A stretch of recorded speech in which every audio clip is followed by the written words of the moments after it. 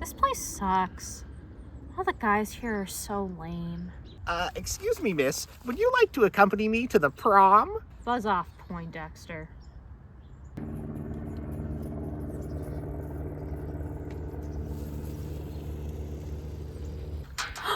Wow!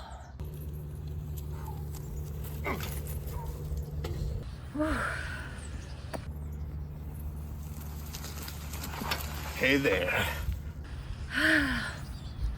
You like what you see? Yeah, I do. What's your name? You don't need to know my name. All you need to know is that I'm a badass, dick-ass, fuck-ass, gay-ass goblin biker gone wild. Here's my card. Huh?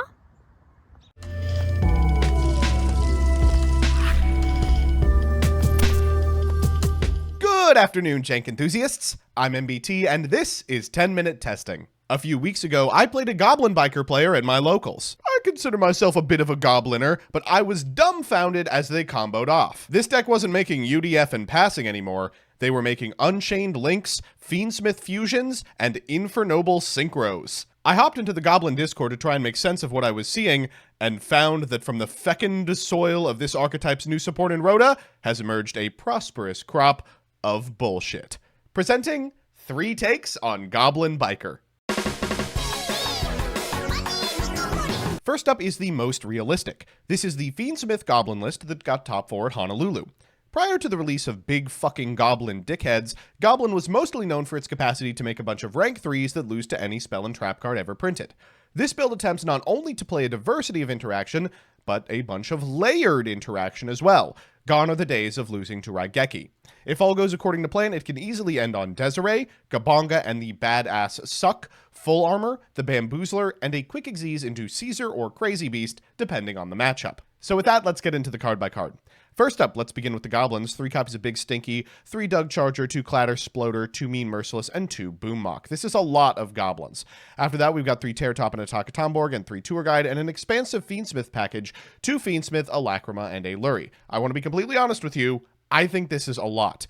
This duelist elected to open the Fiendsmith cards early and often and make use of Fiendsmith Tractus, which is in here as well. But theoretically, you can get away with very similar boards, playing a singular copy of the capital F Fiendsmith and nothing else. After that, we've got 3 copies of Grand Entrance, 3 copies of Grand Breakout, and a Grand Bash. Finally, we're playing 1 full Armored Exease. For non-engine, we're on Effect Veiler, Ash Blossom, Ghost Ogre, and Infinite Impermanence.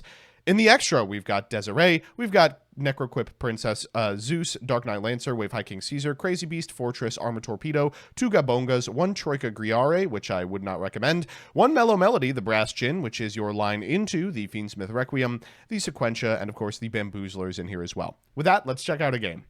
Our match is up against Paleozoic, and our hand looks fantastic. Now, in the past, this would be a really unreasonable matchup for Goblin Biker because it has so few ways to interact with spell traps, but hopefully I can show you what this deck has gained by including all of the Fiendsmith cards. We're going to go for the Big Gabonger in order to make a Boom Mock, which will normal with the Grand Bash before going for Doug's effect. We'll Doug for follow-up before translating these two into a Mellow Melody, into a Fiendsmith Requiem, into a Lacrima, sending the Fiendsmith. We'll activate the Fiendsmith's effect in Graveyard, shuffling back this copy of Mellow so we can link off for a sequence. And then, of course, afterwards, we can activate the sequences effect in order to get Dies Irae. This is a little frustrating because we won't be able to equip the sequence for a little while. We're going to send it for the Grand Breakout, and then go for the Gone Wild for a Clatter Sploder, who will trigger and bring back the Doug. From here, we are going to go ahead and make this copy of Xyz Armor Torpedo. This serves a totally different role than it has in the past. We are going to make it actually to the Full Armor Dark Knight Lancer immediately, and then we're going to go sequence, target the Dies Irae, set 2, and pass. Now, this doesn't look like a ton, but I promise you, looks can be deceiving.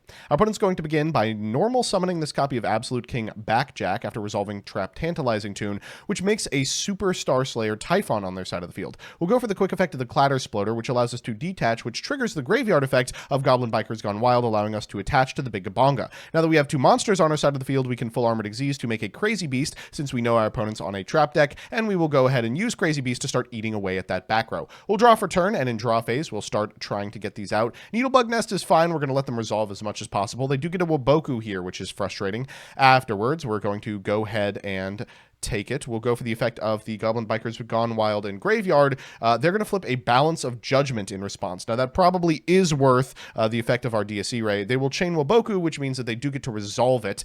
We won't be able to destroy their cards or deal damage, but nothing else. We can set up just a little bit more. Here, going into the Troika Griar, just to have something with material on it with which to activate the quick effects next turn. Our opponent draws 2, and they will overlay for an Opabinia. This is all still fine, I think. We'll infip the Opabinia. They will chain Deinomycius, which is frustrating, but hardly the end of the world. From here, they are going to normal summon a Fualas and go into Almirage, set 1, and we will eat the 1 with our Crazy Beast at the end of the main phase. They'll go to end phase, we'll draw for turn, and this should be all she wrote. We'll just go to battle and walk over all of these monsters to hit direct, because of course, our Troika allows us to do so. Second up is this deck, which comes from Yugiwoah. Link to their channel is going to be in the description. This takes aim at Goblin Biker's spell trap weakness from a different angle. A few cards in this deck can summon a Goblin, not necessarily a Goblin Biker. Among its host of targets is Scrap Goblin, which, alongside the 6-star big-ass dickhead, can make a power tool Braver, whose 3 equips allow you to flex the Mikanko cards, both for additional rank 3 plays as well as an end goal of Infernoble Knight Charlemagne. If that sounds like a statement dreamed up by the criminally insane, you haven't been sufficiently goblin-pilled. With that, let's get into the card by card.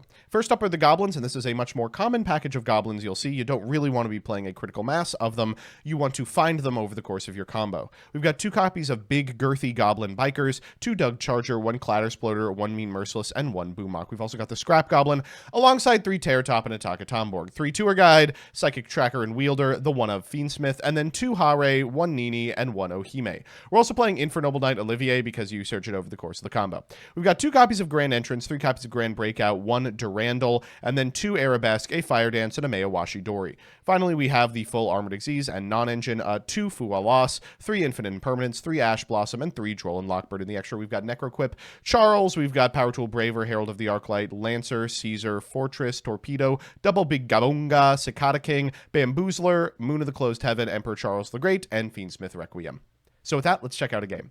Our match is up against Mirror Master Sprite, and we've kind of opened 2 conflicting engines here, but no big deal. Let's just go for the Terratop and see if they have anything to interrupt us with. We'll go for a copy of Bamboozler before we commit to the Tour Guide. Okay, they don't. We'll just go Tour Guide into Tour Guide, then overlay for a big Gabonga. It's time to get Gabonging. We're going to grab Dug. We'll go for the Dug effect. We will go ahead and use its effect in order to grab from deck to hand a copy of Grand Entrance before Grand Breakouting for a Goblin Bikers Gone Wild. That's going to summon a copy of Scrap Goblin, which allows us to make Braver. We'll go Braver. We're going to equip all of these Mikanko cards alongside a Durandal before activating the effect of Arabesque to reflip into Hare, activating the Hare, and then afterwards going for the Grand Entrance. This is going to allow us to summon out a Clattersploder, and the Sploder can bring back this copy of Scrap Goblin. Next, we'll go for Charles. We will equip it with a Fire Dance, then we'll Olivier, sending the Fire Dance so that we can make a Herald of the Arclight. The Olivier can also equip to the Charles, which fulfills the condition on Emperor Charles the Great, who will equip the Charles, at which point we can Maewashi Dori in order to summon back Hare and make the Xyz armor line as well. Look at all this negation, and none of it focused exclusively on monsters. We'll go Boomok into a big Gabonga at end step, so we still have access to those quick effects, and then we'll attach. Our opponent will draw for turn. It's a Droll, just 1 turn too late. They're going to go Lacrima in order to contest this copy of Herald, but we'll go for the effect of Grand Breakout in order to set her to 0 and trigger the effect of our Gone Wild. They'll go for starter. We will negate with Herald, and they'll concede. Finally, we've got a bit of a dire memento. This third list comes from Zephyr Wargames Yu-Gi-Oh! Again, link in the description. The main deck looks normal, but the extra is decidedly dire. So if you're unfamiliar, Goblin Biker Grand Bash is more than a double summon. It allows you to target 2 goblins and add their levels together for an Xyz. This is meant to allow you to use the 3s to get into Crazy Beast, but since now there's a 6, you can instead add them to 9, which allows you to make a Generaider as part of the end board. Let's get into the card by card. Again, the main deck isn't too interesting. We've got 3 copies of Sweaty, Stinky Goblin Bikers, 3 Dug Charger, 1 Clattersploder, 1 Mean Merciless, 1 Boomok, triple Terratop and Ataka Tomborg. We've got Tracker and Wielder. We are playing the E-Tellies for these alongside a Nyan Nyan. After that, we got 3 Grand Entrance, 3 Grand Breakout, and then 1 copy of Grand Bash. We've got the full armored, and we're also playing a Grand Crisis, which is fine. For non-engine, we've got 3 Ash Blossom, 3 Imperm, 3 Forbidden Droplet, and 3 Droll. And in the extra, we've got Big Gabonga, Crazy Beast, Cicada King, Ashura King, Bamboozler, the Xyz Armors. We've got Phantom Knights of Breaksword, Levier, Downward, Zeus, Yorman Gander, and Levitin. So let's check out a game. Our match is up against Merlantian, and this deck has put up some pretty impressive results recently on the back of some really good players. We'll go Tear Top into a copy of Takatomborg, we'll special the Takatomborg and make a Gaboonga. That's going to be met with an Ash. Unfortunately, we did draw the Dug, so we're going to go for the Dug. We will detach from the Gaboonga, we'll activate the effect that's going to grab from deck to hand a copy of Grand Bash. We'll go Breakout here in order to go into Gone Wild. Gone Wild is going to summon a copy of Clatter Sploder, who's going to bring back the Dug, and then of course we can activate E-Telly for an additional body here, the Nyan Nyan. We're going to overlay for a copy of Torpedo, we'll activate the Torpedo effect to draw. Ooh, another E-Telly, and then go Armor Fortress into the Xyz, into full armored Dark Knight Lancer. Finally, we'll go Grand Bash in order to modulate these to 9s and end our board with a Leviathan. We're going to go E-Telly here because, of course, bringing out the Wielder also does trigger the Nyan Nyan in Graveyard, so we can, like, have a Cicada King on our side of the field as well, but really just icing on the cake. Our opponent's going to draw for turn and reveal that they saved the Imperm to deal with our most effective card, which they believe is Cicada King. They'll go Abyss Pike in order to go ahead and grab a monster, then the Bodyguards for a Nept Abyss. Now, that's an Ignition, so we can't let that happen. We'll go Leviathan into a copy of Jormungandr and eat the field, at which point our opponent will go for the Spirit in order to grab from deck to hand a copy of Abystius. We will Clatter Sploder in response so that we can do something in the new chain. They will go Abystius as 1, and we get to go Clatter Sploder as 2, and Gaboonga as 3 to take that bad monster. We'll get out our Dug Charger, and they will go for a copy of Gunda. We'll then go for the full armored Xyz, putting these 2/3s into a Bamboozler while grabbing follow-up for next turn. We'll go Jormungandr at end step in order to attach more, and then Gaboonga as well. This should be lethal, but of course they can do a little bit. They're going to go for the Spirit, discarding the Gunda. We'll bamboozle that, and they will be left with just about nothing. Let's switch everything to attack position and get in for well over lethal. So we're back with the deck, and damn, color me impressed. Let's do the pros and cons. First, the pros. 1, all these lists do a really good job of isolating a particular weakness of the Goblin strategy and solving it. From spell trap negates to layered interaction to follow-up, these are all good takes. 2, the numbers. Being completely honest, I wouldn't play 40 in any of these decks. I think the math doesn't really support it. Instead, you want to go up to about 49. The Goblins are kind of bricks in the Goblin deck. And 3, pivots. It's nice to be able to play a little more reactively, going into a Crazy Beast or a Caesar, instead of making the same board regardless of the opponent.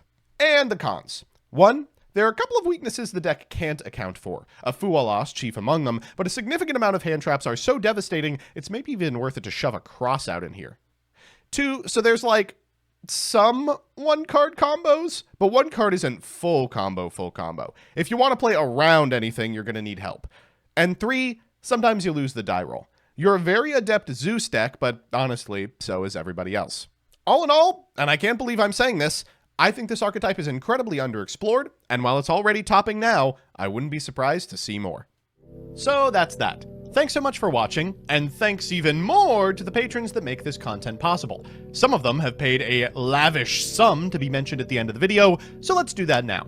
About 99 Donuts, Elena Tincher, Alex Perea, Allison Elliott, Ally, Brett Henry, Cool Name, Dark Masters Orc, Derp and Dragon, DJ Elephant, FPS Lord Derp, John Piet, Killer Croc 467, Night Mary, Legal Rights, Lockstone, Luis Hernandez, Lullaby of Souls, Master of Faster, Matthew M. Derezzo, MBT Play Madolce, Mike Carlotti, N54 Lionheart, Nacho Gonzalez, Nax Juto, Nebula YGO, Project Mercury, Rohan Doge, Rose Lapine, Troy Says By Erasure is Gay, Who's Nick, and Wonder Waffle. I couldn't have done it without you.